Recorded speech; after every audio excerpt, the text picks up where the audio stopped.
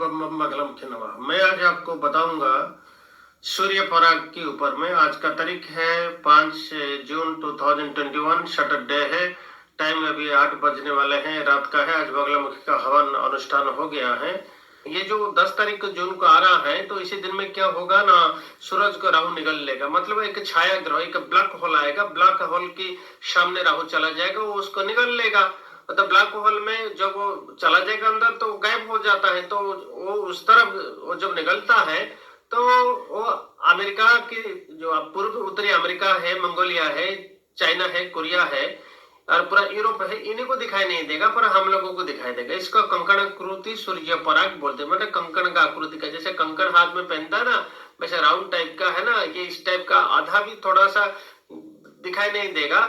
मतलब चार तरफ से रहेगा, आपको व्हाइट रहेगा, बीच में थोड़ा अंधेरा रहेगा। इस टाइप का कंकण आकृति, इसको सूर्य पराग हम लोग बोलते हैं। आप जब देखेंगे तो समझ जाएंगे, कंकण जैसे पहनते हैं ना, पैर में और हाथ में कंकण जैसे पहनते, गोल गोल रिंग टाइप का, इस टाइप का आपको दिखाई देगा ये सूर्य पराग। और सूर्य पराग में सबसे बड़े होते हैं कि जो बृहस्पतिवार को होगा, रोहिणी नक्षत्र वृषभ राशि में, चंद्रमा उसी समय में होगा और सूरज को राहु ग्रास कर लेगा। ये जो बृहस्पतिवार, आप जानते हैं कि अक्षय तृतीया का दिन में ये साल में आ गया शनिवार। अक्षय तृतीया में शनिवार होने से धन की हानि होता है, देश में लक्ष्मी च्युत हो जाता है, धन के अभाव होता है। धन, कृषि, वाणिज्य, व्यापार, इसमें थोड़ा कमी होता है और धन के अभाव होता है। शनि लक्ष्मी आपस में बैर रखते हैं, इसलिए शनिवार में अक्षय तृतीया लक्ष्मी की तिथि माना जाता है। इसलिए ये साल में अक्षय तृतीया में शनिवार आया, फिर बृहस्पतिवार में आ गया सूर्य पराग। ये अच्छा संयोग नहीं माना जाएगा, क्योंकि ये जो है बार वैसे ही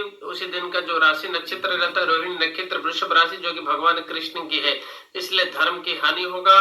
क्योंकि धर्म ग्रह स्वयं बृहस्पति है और फाइनेंस एडमिनिस्ट्रेशन ग्रह, इसलिए एडमिनिस्ट्रेशन का अच्छा नहीं रहेगा, धर्म की हानि होगा।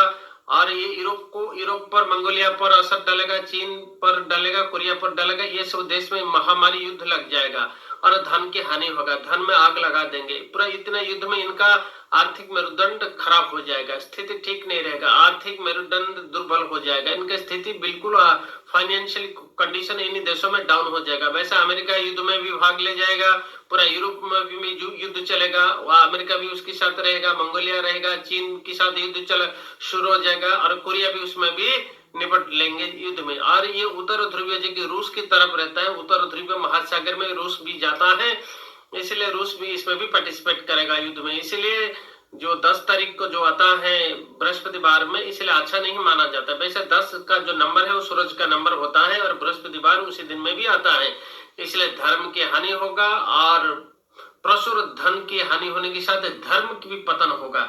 और ये जो बृहस्पति धर्मकारक ग्रह होते हैं, धर्म माना जाता है।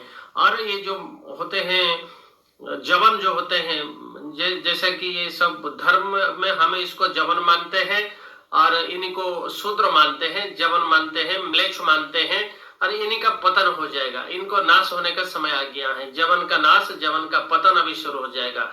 इनको नहीं बचेंगे लोग, ये आपस में युद्ध लड़ेंगे और ये मर ही जाएंगे। जो मुसलमान जवन होते हैं ना, आपस में युद्ध लड़ेंगे और मर ही जाएंगे।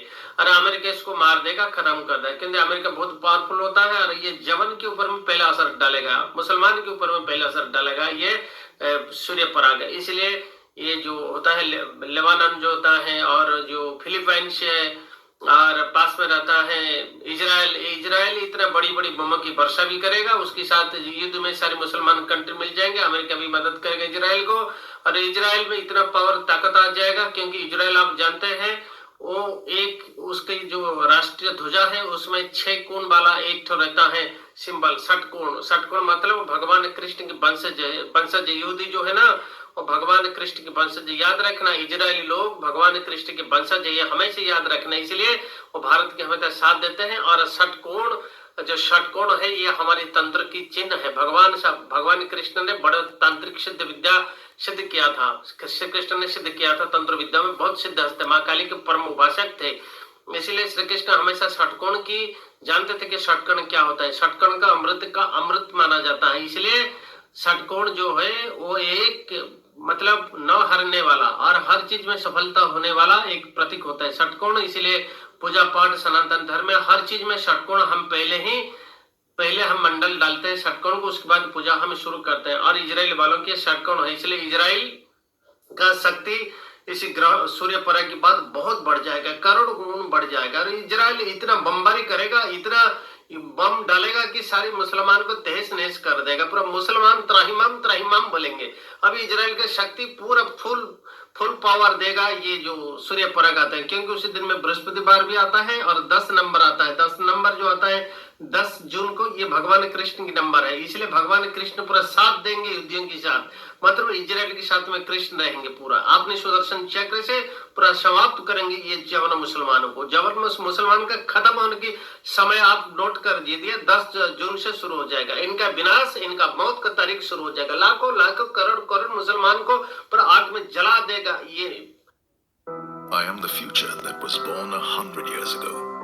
I am the purpose that emerged with India's independence to be a force for business.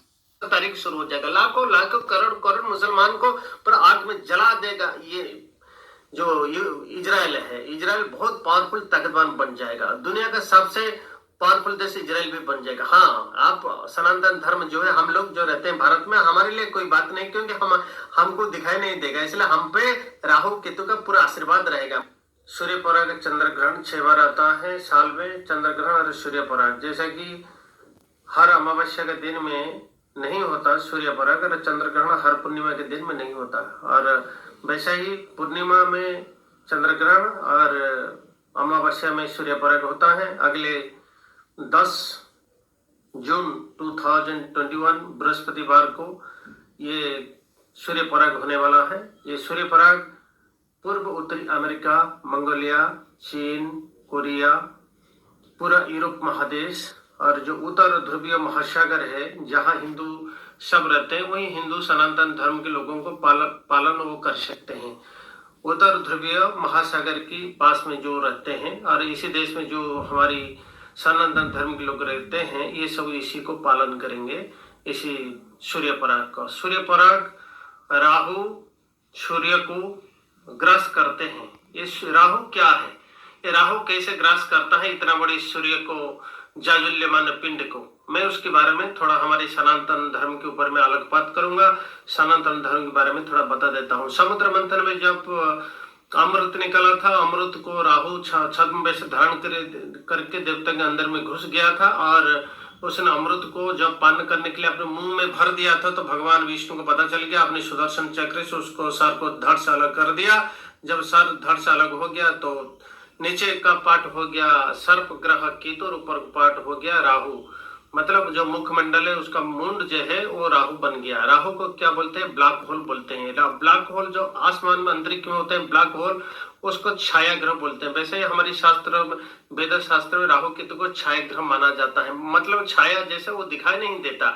तो वैसे ही विज्ञान भी बोलता है कि वो ब्लैक होल कभी दिखाई नहीं देता। ब्लैक होल क्या करता है, तो ब्रह्मांड में हर चीज को अपनी तरफ से खींच लेता है। ऐसा गैलेक्सी, सूर्य, चंद्र, लाखों करोड़ पृथ्वी, सूर्य, चंद्र भी ब्लैक होल निकल जाएगा। ब्लैक होल आकाशीय दानव बोलते हैं, आकाशीय दानव, आकाशीय असुर राक्षस उसको बोलते हैं। वैसे राहु केतु हमारे शास्त्र पुराण वही ब्लैक होल का नाम है। ब्लैक होल का अलग नाम है दानव राक्षस। हमारी राहु केतु का नाम भी दानव राक्षस भी है, क्योंकि राहु को दानव ग्रह माना जाता है। इसलिए वो, जैसा कि सनातन धर्म का लोग समझते हैं कि राहु कैसे खाएगा, ऐसा हाथ पैर फैला के आके मुंह में खा जाएगा, ऐसा नहीं है। वो राहु मतलब एक ब्लैक होल है। इसको ब्लैक होल की आप अगर ब्लैक होल को जान लेंगे तो राहु केतु को आप आसानी से समझ लेंगे। विज्ञान की भाषा में वो कभी भी राहु ब्लैक होल को देख नहीं सकते, क्योंकि वो एक अनुमान के आधार पर देख रही है कि अंतरिक्ष में एक शून्य जगह रहता है, अंधेरा जगह रहता है, जहाँ और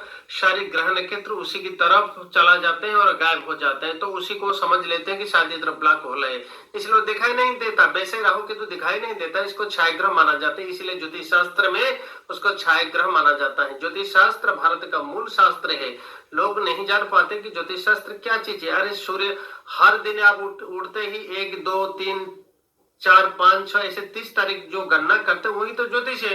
हर दिन आप 9 ग्रहों के नाम लेते हैं। आज आदित्यवार है, आज चंद्रवार है, मतलब सोमवार है, आज मंगलवार है, आज बुधवार है, आज बृहस्पतिवार है, आज शुक्रवार है, आज शनिश्चर है। ये तो बार जो आप लेते हैं जो क्रमिक है ना, ये सब ज्योतिषीय गणना है। अब हर दिन ज्योतिष शास्त्र के आधार पर चलते हैं और हर दिन ज्योतिष को नंबर को लेते हैं, तिथि मुहूर्त को देखते हैं, फिर भी हम ज्योतिष शास्त्र को समझ नहीं पा रहे। यही तो बड़ा विडंबना है।